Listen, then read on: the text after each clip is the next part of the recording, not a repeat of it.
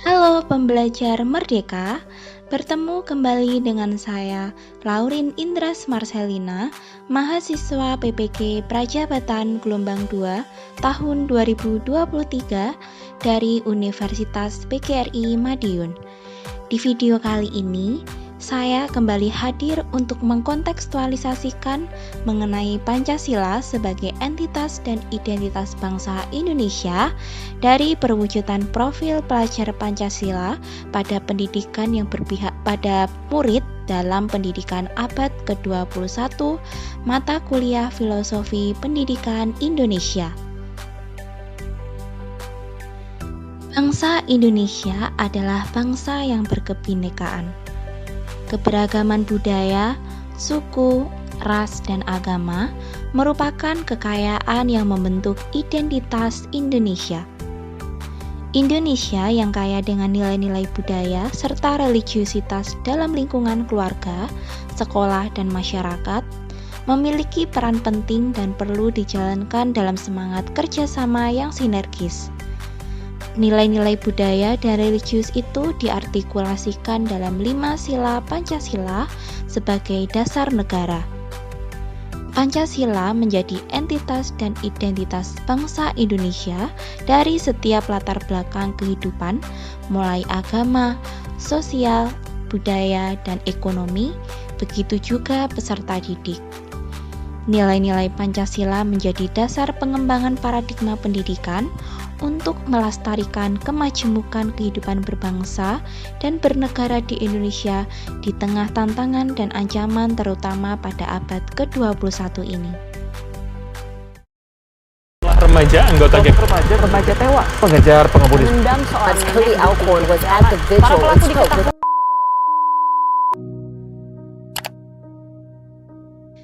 Adanya distorsi karakter atau akhlak mulai banyak kita temukan di kalangan masyarakat usia muda saat ini, mulai dari perpecahan, konflik SARA, krisis moral dan etika, kemunculan ideologi-ideologi yang bertentangan, meningkatnya kekerasan di kalangan remaja, penggunaan bahasa dan kata-kata yang kurang baik, semakin membudayanya ketidakjujuran dan masih banyak lagi, menjadi tantangan tersendiri bagi dunia pendidikan di abad ke-21.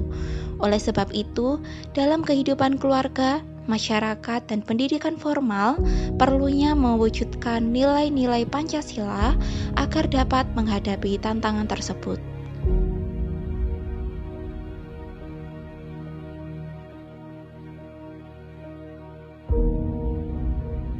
Pancasila memuat nilai-nilai yang perlu dilestarikan dan diwariskan dari generasi ke generasi.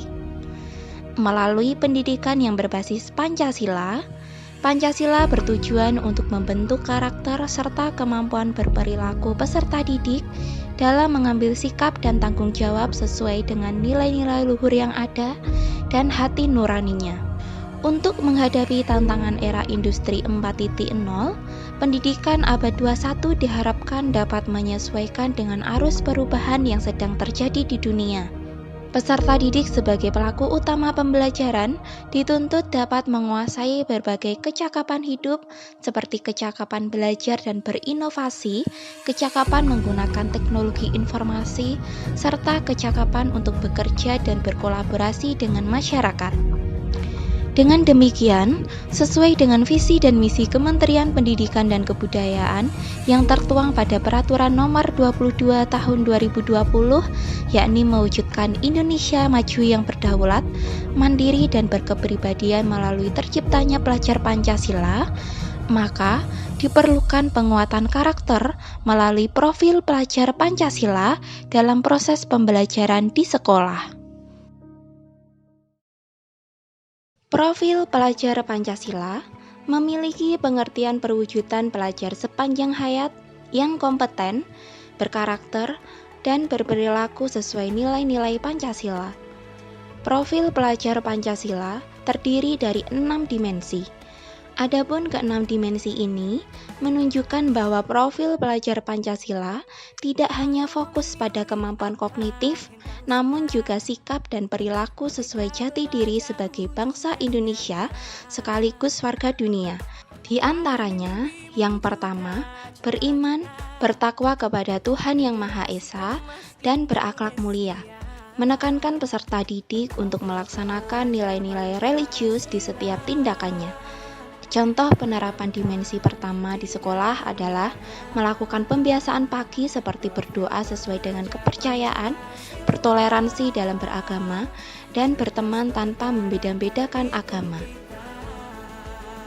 Kedua, berkebinekaan global, meliputi mengenali dan menghargai budayanya, memiliki kemampuan berkomunikasi dan berinteraksi yang baik, melakukan refleksi serta bertanggung jawab pada pengalaman kebinekaan dan berkeadilan sosial. Contoh penerapan dimensi ini adalah dengan memakai produk dalam negeri, melestarikan kebudayaan lokal, pentas seni tradisional, dan sebagainya. Ketiga adalah bergotong royong. Gotong royong merupakan satu di antara nilai luhur yang dipegang teguh oleh bangsa Indonesia. Elemen kunci dalam gotong royong adalah kolaborasi, kepedulian, dan berbagi. Maka dari itu, peserta didik dapat mencoba untuk berkolaborasi dengan orang lain, menanamkan kepedulian pada hal-hal yang berkaitan dengan kepentingan bersama, serta terbuka untuk berbagi pengetahuan, pengalaman, atau sumber daya lain yang memungkinkan. Sikap-sikap tersebut bisa mendorong terjadinya kolaborasi yang apik untuk mencapai hasil yang lebih maksimal. Selanjutnya, dimensi yang keempat adalah dimensi mandiri. Tujuan dari dimensi ini adalah untuk memberikan pemahaman kepada peserta didik atas situasi dan regulasi diri. Contoh penerapan dimensi ini di dalam kelas yaitu melakukan kegiatan belajar secara mandiri, mengerjakan tugas sendiri, melakukan literasi mandiri, serta mampu melakukan evaluasi terhadap hasil belajarnya sendiri. Dimensi kelima adalah bernalar kritis, yaitu peserta didik mampu mengumpulkan dan mengolah informasi dan pendapat, mampu menganalisis serta melakukan evaluasi penalaran dan pemikirannya sendiri. Penerapan dimensi ini dalam pembelajaran dapat berupa menentukan proyek yang akan dibuat. Hal ini bisa difokuskan pada kebutuhan masyarakat dengan melakukan observasi terlebih dahulu atau membuat suatu produk unggulan daerah yang bermanfaat dan bisa membantu masyarakat. Terakhir, dimensi keenam yaitu kreatif, menekankan bahwa peserta didik harus mampu menciptakan gagasan, membuat sebuah karya atau tindakan asli.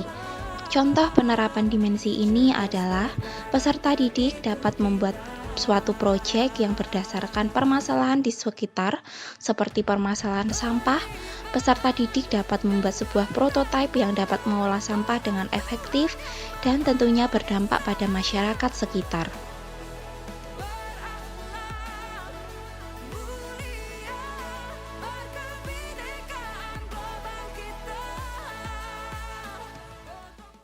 Sebuah pepatah berkata, teori tanpa praktik adalah lumpuh, praktik tanpa teori adalah buta.